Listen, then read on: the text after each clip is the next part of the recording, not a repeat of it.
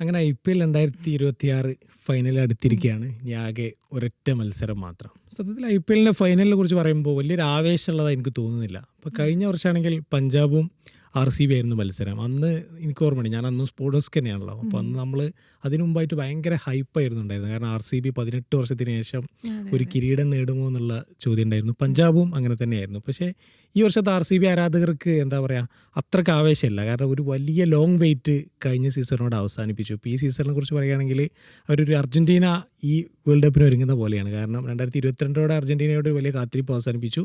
ഈ വർഷം കിട്ടിയാൽ സന്തോഷം. ആ ഒരു എന്താ പറയുക, ഒരു അഡ്രിനാലിൻ റഷ് എന്നൊക്കെ നമ്മൾ പറയില്ല, ആ ഒരു മൊമെൻറ്റ് പോയി. ഇനി ഗുജറാത്തിനെ കുറിച്ച് പറയുകയാണെങ്കിൽ, ഗുജറാത്താണെങ്കിൽ ഒരു എന്താ പറയുക, IPL വലിയ ലെഗസി ഉള്ള ടീമല്ല. ലെഗസി മീൻസ് ഒരു 4-5 വർഷത്തെ ഉം. ചരിത്രം മാത്രമേ അവർക്കുള്ളൂ. അല്ലാതെ ദീർഘകാലത്തെ പിന്നെ ഒരു ചരിത്രമില്ല, അല്ലെങ്കിൽ ഒരുപാട് ഒരു തലമുറയുടെ ഐക്കോണിക് ആയിട്ടുള്ള പ്ലേയേഴ്സ് കളിച്ച ടീമല്ല, അങ്ങനെയൊന്നുമല്ല. എനിക്ക് തോന്നുന്നു ഗുജറാത്ത് മോർ ഒരു ജെൻസി ടീമാണെന്ന് പറയാം. കാരണം ഗില്ലിൻ്റെ ഒരു ന്യൂജൻ കുറച്ച് ഫാൻസ് മാത്രമേ ഉണ്ടാവുള്ളൂ. ഒരു പക്ഷേ കേരളത്തിൽ നമ്മളൊരു ഫാൻ ബേസ് നോക്കുകയാണെങ്കിൽ ഏറ്റവും കുറവ് ആരാധകരുള്ള ടീമുകളൊന്നായിരിക്കും ഗുജറാത്ത് എന്നാണ് തോന്നുന്നത്. അതേസമയം RCB വലിയൊരു ആരാധകരുടെ ടീമാണെങ്കിലും എനിക്ക് തോന്നുന്നില്ല അവർക്കൊരു കഴിഞ്ഞ വർഷത്തെ പോലെ എന്നുള്ളൊരു ആവേശമല്ല. അപ്പോൾ കഴിഞ്ഞ വർഷം എനിക്ക് ഓർമ്മ, നമ്മൾ ഈ ഒരു IPL ഫൈനലിന് മുമ്പായിട്ട് ഒരു വീഡിയോ ഒക്കെ ചെയ്തിരുന്നു. നാളെ പിന്നെ RCB തോൽക്കുകയാണെങ്കിൽ അതൊരു സാധാരണ ദിവസം പോലെയായിരിക്കും. പരിഹാസങ്ങൾ തുടരും. വിരാട് കോഹ്ലി ചുവന്ന മുഖവുമായി ഒരു സീസൺ കൂടി അവസാനിപ്പിക്കും. എന്നാൽ മറിച്ച് RCB വിജയിക്കുകയാണെങ്കിൽ അതൊരു പുതിയ ചരിത്രമായിരിക്കും എന്നൊക്കെ പറഞ്ഞിട്ട് ഭയങ്കര വീഡിയോ ചെയ്തിരുന്നു. ഈ വർഷം നമുക്ക് അങ്ങനെയൊന്നും ചെയ്യാൻ പറ്റില്ല. കാരണം ഓൾറെഡി ചാമ്പ്യന്മാരാണ്. ഈ സീസൺ കൂടി എന്താ പറയുക, RCB വിജയിക്കുകയാണെങ്കിൽ അവരൊരു എന്താ പറയുക, വളരെ IPL ഏറ്റവും മികച്ച റെക്കോർഡുള്ള ടീമുകളൊന്നായിട്ട് മാറും. കാരണം ബാക്ക് ടു ബാക്ക് ചാമ്പ്യന്മാരെന്ന് പറയുന്നത് മുംബൈയും ചെന്നൈയും മാത്രം അച്ചീവ് ചെയ്തിട്ടുള്ളൊരു കാര്യമാണ്. അപ്പോൾ ആ ഒരു നിരയിലേക്ക് RCB വരും. അപ്പോൾ ഒരുപക്ഷെ മത്സരം ചിലപ്പോൾ ഭയങ്കര ആവേശം ഉണ്ടായിരിക്കാമെങ്കിലും ആരാധകർ എനിക്ക് തോന്നുന്നില്ല അത്ര എക്സൈറ്റഡ് ആണ് എന്ന് തോന്നുന്നില്ല. ഇപ്പോൾ RCBയുടെ ടീമിൻ്റെ കാര്യം എടുക്കുകയാണെങ്കിൽ ആ ഒരു ക്വാളിഫയർ 1 ഗുജറാത്തിനെതിരെയുള്ള ഒരു കൂറ്റൻ ജയത്തിൻ്റെ ആത്മവിശ്വാസത്തിലാണ് അവർ വരുന്നത്. മാത്രമല്ല ഈ സീസൺ ഫുൾ അവർ സക്സസ്ഫുൾ ആയിരുന്നു. ഇപ്പോൾ രജത് പട്ടിദാർ, വിരാട് കോഹ്ലി, അങ്ങനെ ഒരുപാട് മാച്ച് വിന്നേഴ്സ് ഉള്ള ഒരു ടീമാണ് RCB. അപ്പോൾ അവരുടെ ആ ഒരു സ്ട്രെങ്ത്തും വീക്ക്നെസ്സും എന്തൊക്കെയായിരിക്കും? നമ്മൾ ഈ RCB കുറിച്ച് പറയുമ്പോൾ സത്യത്തിൽ നമ്മൾ 2025 ലേലത്തിൽ നിന്നാണ് നമ്മൾ തുടങ്ങേണ്ടത്. കാരണം RCBയെ കുറിച്ച് പറയുമ്പോൾ ലേലത്തിൽ ഏറ്റവും മോശം പെർഫോം ചെയ്യുന്ന ടീമായിരുന്നു ലേലത്തിൽ. കാരണം ഒരു സീസണുകളിലും അവരൊരു കൃത്യമായ ബാലൻസിങ് സ്ക്വാഡ് ഉണ്ടാക്കില്ല എന്നൊക്കെ പറഞ്ഞിട്ട് ഒരുപാട് ട്രോളുള്ളായിരുന്നു. അതെ. അപ്പോൾ ആ ലേലം തീർന്നതിന് ശേഷം ഭയങ്കര വിമർശനങ്ങൾ ഉണ്ടായിരുന്നു. കാരണം നമ്മൾ ആ ലിസ്റ്റ് നോക്കുമ്പോൾ അത്ര വലിയ സൂപ്പർ താരങ്ങളില്ല. അപ്പോൾ വിരാട് കോഹ്ലിയും ജോസ് ഹേസൽവുഡും മാറ്റി നിർത്തിയാൽ ആരും അത്ര വലിയ സ്റ്റാർ വാല്യൂ ഉള്ളവരല്ല. അപ്പോൾ അന്നും സ്റ്റാർ സ്പോർട്സ് ഈ IPL മുമ്പായിട്ട് ഡിസ്കഷൻ നടത്തുമ്പോൾ ഓരോ ടീമുകളെയും റേറ്റ് ചെയ്യുമല്ലോ. അപ്പോൾ സ്റ്റാർ സ്പോർട്സിൻ്റെ പാനൽ അന്ന് ഏറ്റവും കുറഞ്ഞ റേറ്റിംഗ് കൊടുത്ത ടീമായിരുന്നു RCB. പക്ഷേ കഴിഞ്ഞ സീസൺ തുടങ്ങിയത് മുതൽ നമ്മൾ കണ്ടത് മറ്റൊന്നാണ്. കാരണം വളരെ ബാലൻസ്ഡ് ആയിട്ടുള്ള ഒരു സ്ക്വാഡാണ് RCBയുടേത്. അതിന് പ്രധാനപ്പെട്ട കാരണം അതിന് പിന്നിൽ അവർ ഒരുപാട് പണിയെടുത്തിട്ടുണ്ട്. ഇപ്പോൾ അവരുടെ കോച്ച് ആൻഡി ഫ്ലവർ ഉണ്ട്, പിന്നെ ദിനേശ് കാർത്തിക് ഉണ്ട്. ദിനേശ് കാർത്തിക് എന്ന് പറഞ്ഞാൽ RCBയിൽ കളിച്ചും പരിചയമുണ്ട്, IPL ദീർഘകാലം പരിചയമുള്ള ആളാണ്. കൂടാതെ അദ്ദേഹം ഒരു ബാറ്റിംഗ് കോച്ച് എന്നുള്ളതിൽ പിന്നണിയിലുണ്ടായിരുന്നു. പിന്നെ അവർ അനലിറ്റിക്സിൽ വളരെ സംഭാവന ചെയ്ത 2 ആളുകളുണ്ട്. ഒരു ഫ്രെഡി വെൽഡ് എന്ന് പറയുന്ന ഒരു ഇംഗ്ലീഷുകാരനെ അവർ അനലിറ്റിക് ടീമിൽ എത്തിച്ചിരുന്നു. അത് ഭയങ്കര രീതിയിൽ അവർക്ക് ഗുണം ചെയ്തിട്ടുണ്ട്. പിന്നെ ഒരു മോ ബൊബാട്ട് എന്ന് പറയുന്ന ഒരാളുണ്ട്. അദ്ദേഹം ഇതിൻ്റെ ഒരു സ്പോർട്ടിംഗ് ഡയറക്ടറാണ്. ഈ എന്താ പറയുക, നമ്മളെ ഓപ്ഷൻ പോളിസിയൊക്കെ തീരുമാനിക്കുന്നതിൽ അദ്ദേഹത്തിന് ഭയങ്കര റോൾ. ഈ ഒരു 4 സംഘം അതിൽ കാര്യമായിട്ട് പണിയെടുത്തിട്ടുണ്ട്. കൂടാതെ അവർ ചെയ്തൊരു കാര്യം, ഒരു ടീം എന്താ പറയുക, IPLിലൊക്കെ ഒരു ടീം വിൻ ചെയ്യണമെങ്കിൽ അതിലൊരു ടീം സ്പിരിറ്റും ഒരു വിന്നിങ് മെൻറ്റാലിറ്റിയൊക്കെ ഉണ്ടാക്കേണ്ടതുണ്ട്. കാരണം ഒരു വർഷത്തിൽ ഏതാനും 1-2 മാസം മാത്രം നീണ്ടു നിൽക്കുന്ന ഒരു ടൂർണമെൻറ്റാണ് IPL. അപ്പോൾ അതിൽ എവിടുന്നോ വരുന്ന കുറേ താരങ്ങളെ വെച്ച് തട്ടിക്കൂട്ടി ഉണ്ടാക്കിയാലൊന്നും ഒരു ടൂർണമെൻറ്റ് ജയിക്കാൻ പറ്റില്ല. പക്ഷെ അവർ ആ ടീമിലേക്ക് കൃത്യമായിട്ടൊരു എനർജി ഇഞ്ചെക്ട് ചെയ്തിട്ടുണ്ട്. അതിൻ്റെ ഏറ്റവും വലിയ തെളിവാണ് മറ്റു പല ഫ്രാഞ്ചൈസികളിലും പരാജയപ്പെട്ട താരങ്ങൾ RCBയിൽ വന്നിട്ട് ഫോം ആവുന്നത് നമ്മൾ കാണുന്നു. മുമ്പ് തിരിച്ചായിരുന്നു. RCBയിൽ പരാജയപ്പെട്ട പലരും ചെന്നൈയിലൊക്കെ പോയിട്ട് തിളങ്ങുന്നത് നമ്മൾ കണ്ടിട്ടുണ്ട്. പക്ഷേ ഷെയ്ൻ വാട്സണൊക്കെ ഉദാഹരണമാണ്. പക്ഷേ ഇപ്പോൾ തിരിച്ചാണ്. ഇപ്പോൾ ടിം ഡേവിഡ് മുംബൈയിൽ വലിയ പരാജയമായ താരമായിരുന്നു. പക്ഷേ അതേ RCBയിൽ വന്നിട്ട് മികച്ച രീതിയിൽ കളിക്കുന്നത് നമ്മൾ കണ്ടത്. ദേവ്ദൂത് പടിക്കൽ വലിയ വിമർശനം കേട്ടിരുന്ന താരമായിരുന്നു. ഇപ്പോൾ രാജസ്ഥാൻ റോയൽസിലായിരുന്ന സമയത്ത് സ്ട്രൈക്ക് റേറ്റ് ഇല്ല എന്നുള്ള വിമർശനം ഉണ്ടായിരുന്ന താരമായിരുന്നു. പിന്നീട് ലക്നൌവിലേക്ക് പോയിട്ട് അവിടെയും മോശം ഫോമിലായിരുന്നു. പക്ഷേ ദേവ്ദൂത് പടിക്കൽ വലിയ കംബാക്കാണ് RCBയിലൂടെ നടത്തിയത്. അതുപോലെ ഭുവനേശ്വർ കുമാർ ഒരു വെറ്ററൻ ബോളറായിരുന്നു. അദ്ദേഹവും RCBക്കായിട്ട് നൽകി. അപ്പോൾ അതുകൊണ്ട് തന്നെ ഈ സീസൺ തുടങ്ങുമ്പോൾ തന്നെ ഒരു ഫേവറേറ്റ് ലിസ്റ്റിലുള്ള ടീം തന്നെയായിരുന്നു RCB. എൻ്റെ മൈൻഡിൽ ഒരു പ്ലേ ഓഫ് എന്തായാലും കളിക്കുന്ന എനിക്ക് ഏറെക്കുറെ ഉറപ്പുള്ള ടീമായിരുന്നു. കാരണം അത്രയും ബാലൻസ്ഡ് സ്ക്വാഡാണ്. അതിലെനിക്ക് ആകെ ആശങ്ക ഉണ്ടായിരുന്നത് ഈ ഹേസൽവുഡ് എന്ന് പറയുന്നത് ദീർഘകാല പരിക്കിൻ്റെ പിടിയിലായിരുന്നു. അദ്ദേഹം ഓസ്ട്രേലിയയുടെ പ്രീമിയം ബോളറാണ്. അതുകൊണ്ട് തന്നെ വിശ്രമമില്ലാത്ത കളികളായിരുന്നു. അത് T20 വേൾഡ് കപ്പ് അദ്ദേഹത്തിന് പരിക്ക് പോലും മിസ്സായി. അപ്പോൾ ഹേസൽവുഡ് കഴിഞ്ഞ സീസണിൽ RCB കപ്പടിച്ചപ്പോൾ ഏറ്റവും നിർണായകമായിട്ടുള്ള കോൺട്രിബ്യൂഷൻ നൽകിയ താരമായിരുന്നു. അപ്പം അങ്ങനെ ഒരാളില്ലെങ്കിൽ ആരാ റോൾ ഏറ്റെടുക്കുന്നുള്ളൊരു ചോദ്യം ഉണ്ടായിരുന്നു. അപ്പോൾ ആദ്യത്തെ കുറച്ച് മത്സരങ്ങളിൽ ജേക്കബ് ഡെഫിയാണ് പകരമിറങ്ങിയത്. അദ്ദേഹം ഹേസൽവുഡിൻ്റെ കുറവ് അറിയിക്കാതെ തന്നെ അത് കൊണ്ടുപോയി. പിന്നെ ഹേസൽവുഡ് വന്നതിന് ശേഷം ഹേസൽവുഡ് പക്ഷേ വിചാരിച്ച രീതിയിൽ ഫോമിലല്ലായിരുന്നു. അത് സാധാരണഗതിയിൽ ഒരു പ്രീമിയം പേസർ ഇല്ലാതായാൽ ഒരു ടീം തളരേണ്ടതാണ്. അപ്പോൾ നമ്മൾ ചെന്നൈയിലൊക്കെ കണ്ടതാണ്. ചെന്നൈയുടെ നെതാൻ എല്ലിസ് ഇഞ്ചുറിയുടെ മിസ്സായതോടെ ആ ടീമിൻ്റെത് കണ്ടതാണ്. മുംബൈയിൽ ബുംറ ഫോമിലല്ലാത്തതിൻ്റെ ഗുണം അവർക്ക് അതിൻ്റേതായ ദോഷങ്ങളുണ്ട്.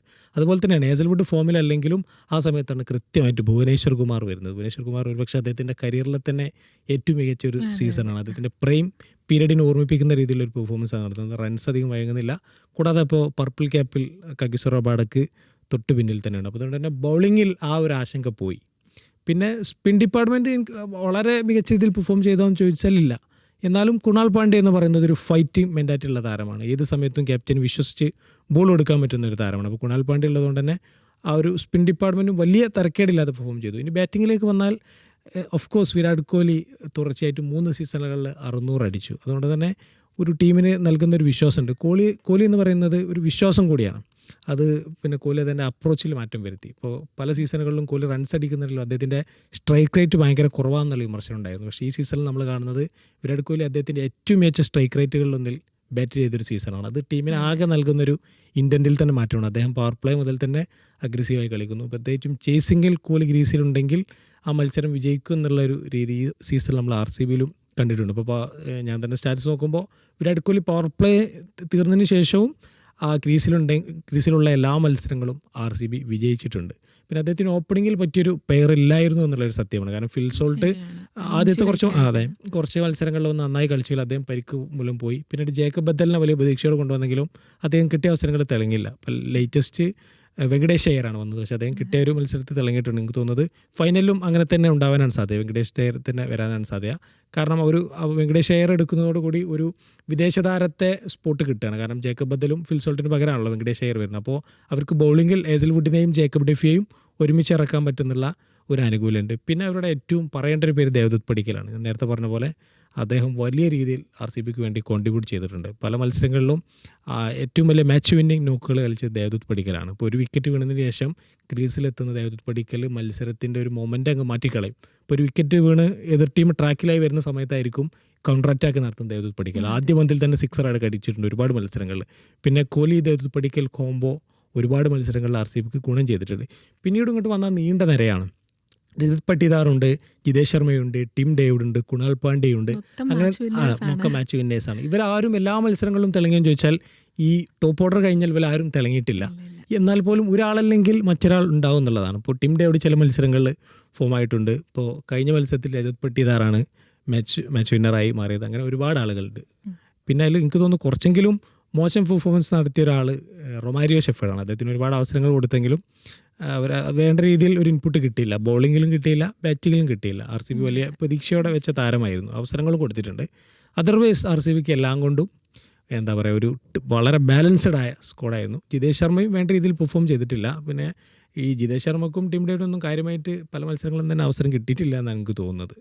കിട്ടിയിട്ടില്ല എന്നല്ല, എന്നാലും ഒരുപാട് ലോങ് ഇന്നിങ്സുകളൊന്നും കളിക്കേണ്ട അവസരം കിട്ടിയിട്ടില്ല. ജിതേഷ് ശർമ്മയാണ് എനിക്ക് തോന്നുന്നു കുറച്ചുകൂടി നിരാശപ്പെടുത്തിയ. റൊമാരിയോ ഷെഫേർഡ് കഴിഞ്ഞാൽ ഒരു നിരാശപ്പെടുത്തിയ താരം ജിതേഷ് ശർമ്മയാണ്. അങ്ങനെ ആകത്തുകയിൽ നോക്കുമ്പോൾ RCBക്ക് കപ്പടിക്കാനുള്ള എല്ലാ സാഹചര്യങ്ങളും ഉണ്ട്, അതിനൊത്ത ടീമും ഉണ്ട് എന്നുള്ളതാണ്. അതിൽ നമ്മൾ പ്രത്യേകം പറയേണ്ട ഒരാൾ രജത് പട്ടിദാറാണ്.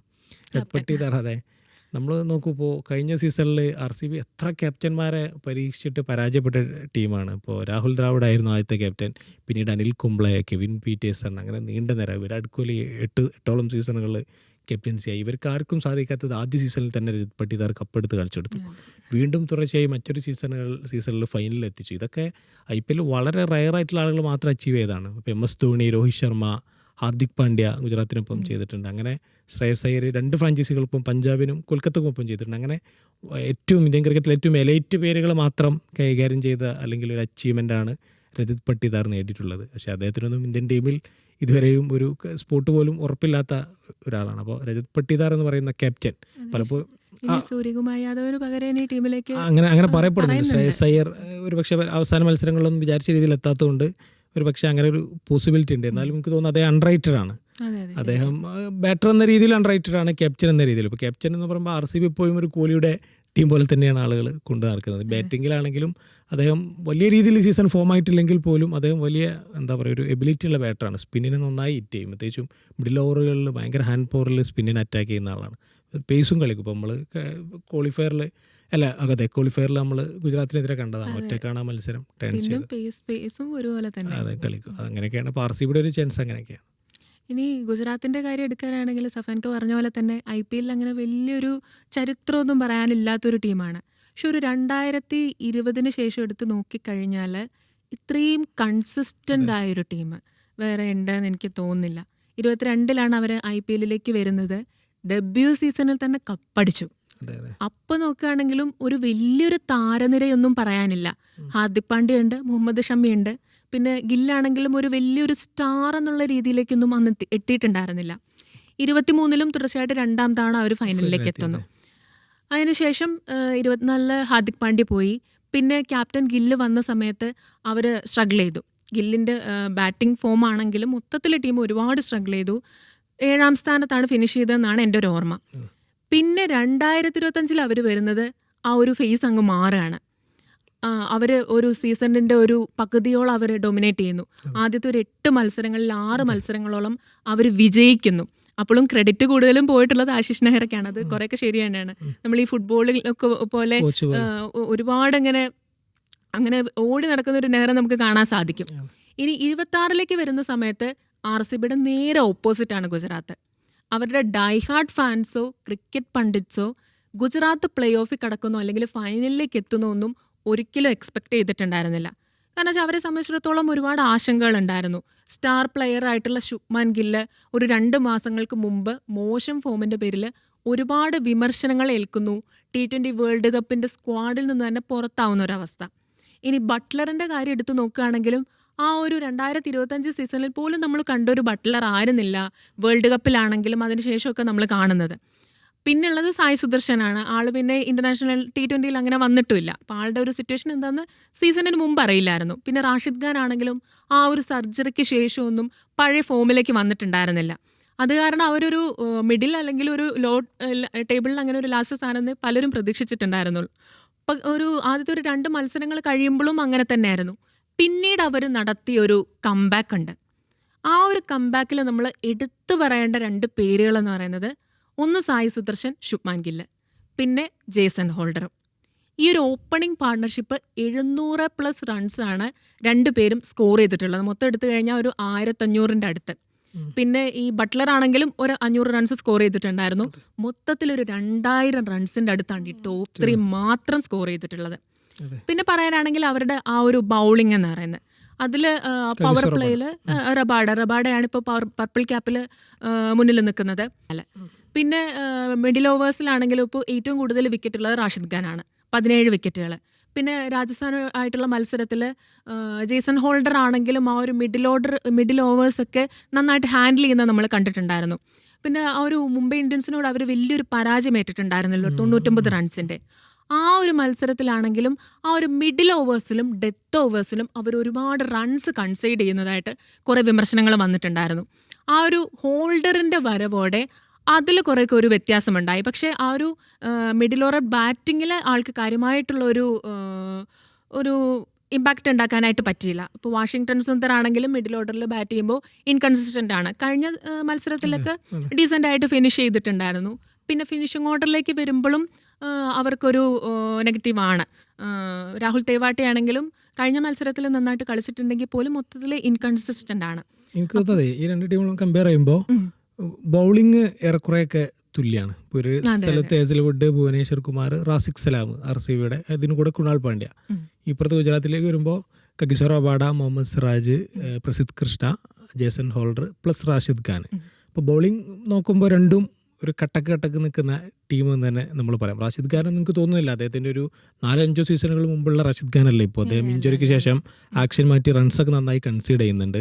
റൺസ് പിന്നെ നമ്മൾ പൊതുവെ ഈ സീസണിൽ നോക്കുമ്പോൾ എല്ലാവരും റൺസ് കൺസീഡ് ചെയ്യുന്നൊരു സീസണാണ്. എല്ലാവരുടെയും എക്കോണമിയൊക്കെ 8-ന് മുകളിലാണ്. ഒരുവിധം നന്നായി അറിയുന്നവർ പോലും ഇപ്പോൾ കഗിസോർ റബാഡ ആണെങ്കിലും എല്ലാവരും 8-ന് മുകളിൽ തന്നെയാണ് അവരുടെയൊക്കെ എക്കോണമി. അപ്പോൾ ബൗളിങ്ങിൽ നോക്കുമ്പോൾ എനിക്ക് തോന്നുന്നു വളരെ എന്താ പറയുക നെക്ക് കോമ്പറ്റീഷനാണ് 2 ടീമും തമ്മിൽ. ടോപ്പ് ഓർഡറും അങ്ങനെ തന്നെയാണ്. ഒരിടത്ത് വിരാട് കോഹ്ലി ദേവദത്ത് പടിക്കൽ, ഒരാളുടെ കുറവ് RCBക്ക് ഉണ്ട്. എന്നാൽ അതേസമയം ഗുജറാത്തും ഭയങ്കര സ്ട്രോങ് ആണ്.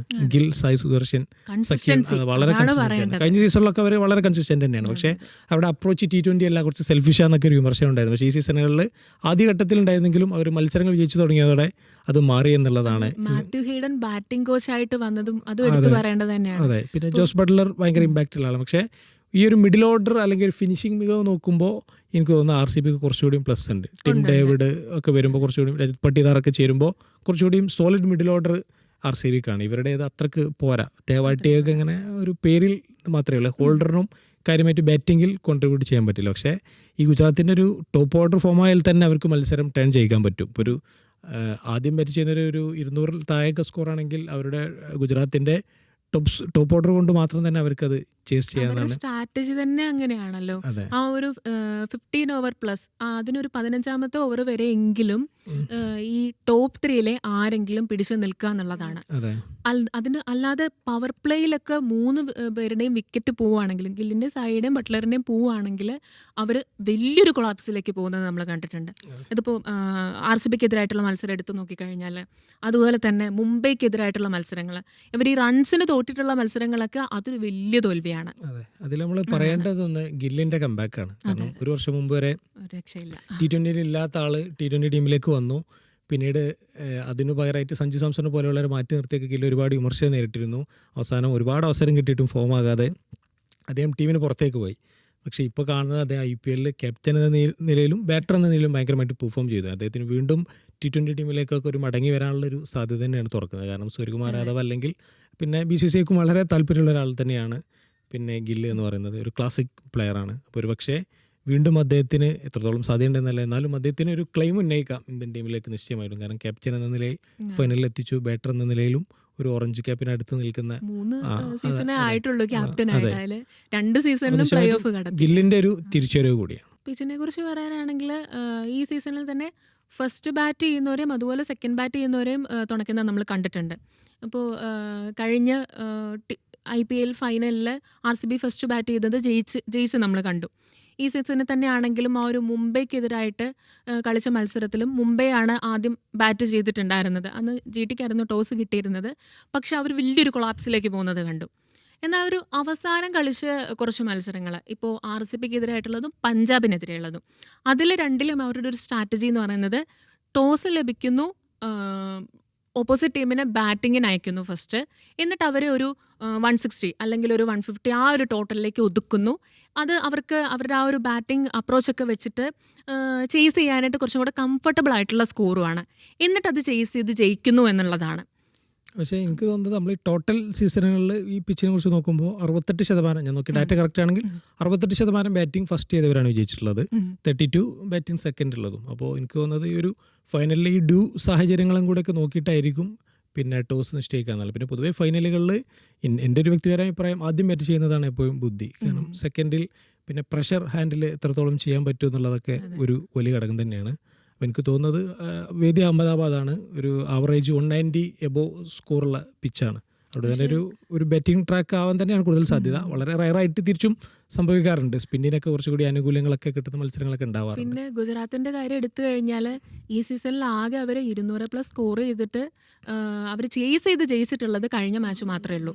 അതിനു മുന്നേ RCBക്കെതിരെ ആണെങ്കിലും RCBക്കെതിരെ അല്ല, മുംബൈക്കെതിരെ 200+ ചേസ് ചെയ്ത സമയത്ത് അവരൊരു കൊളാപ്സിലേക്ക് പോകുന്നത് കണ്ടിട്ടുണ്ടായിരുന്നു. പിന്നെ ഗുജറാത്തിലാണെങ്കിൽ ഹോം ഗ്രൗണ്ട് കൂടിയാണ്, അത് വലിയൊരു ആനുകൂല്യം തന്നെയാണ്. പക്ഷേ അതങ്ങനെ ഫുള്ളായിട്ട് ഹോം ഗ്രൗണ്ട് ആനുകൂല്യം കിട്ടണമെന്നില്ല. കാരണം RCB എന്ന് പറയുന്ന വിരാട് കോഹ്ലിയുടെ ടീമായതുകൊണ്ട് തന്നെ ഗാലറിയിൽ എന്തായാലും 10,000 കണക്കിന് RCB ഫാൻസ് ഉണ്ടാവും. എന്നാൽ പോലും കുറച്ചുകൂടിയും അതായത് സീസണിലെ പകുതി മത്സരങ്ങൾ അവിടെ കളിച്ചൊരു അഡ്വാൻറ്റേജ് തീർച്ചയായിട്ടും ഗുജറാത്തിന് ഉണ്ടാകുമെന്നാണ് തോന്നുന്നത്. പിച്ച് അവരുടെ ബൗളേഴ്സിന്റെ ആ ഒരു കണ്ടീഷന് നല്ല മാപ്റ്റായിട്ടുള്ളതാണ്. കൂടുതലും പേസിനെയാണ് തുണയ്ക്കുന്നത്. പിന്നെ ബൗൺസി ട്രാക്കാണ്, ഹോൾഡറിനായാലും സിറാജിനായാലും ഒക്കെ അത്യാവശ്യം ബൗൺസും കൂടി. അതെ, ഹോൾഡറിനായാലും പിന്നെ റിസ്റ്റ് സ്പിന്നേഴ്സാണ് അവിടെ സ്പിന്നേഴ്സിൽ കൂടുതൽ വിക്കറ്റ് എടുക്കുന്നതായിട്ട് കണ്ടിട്ടുള്ളത്.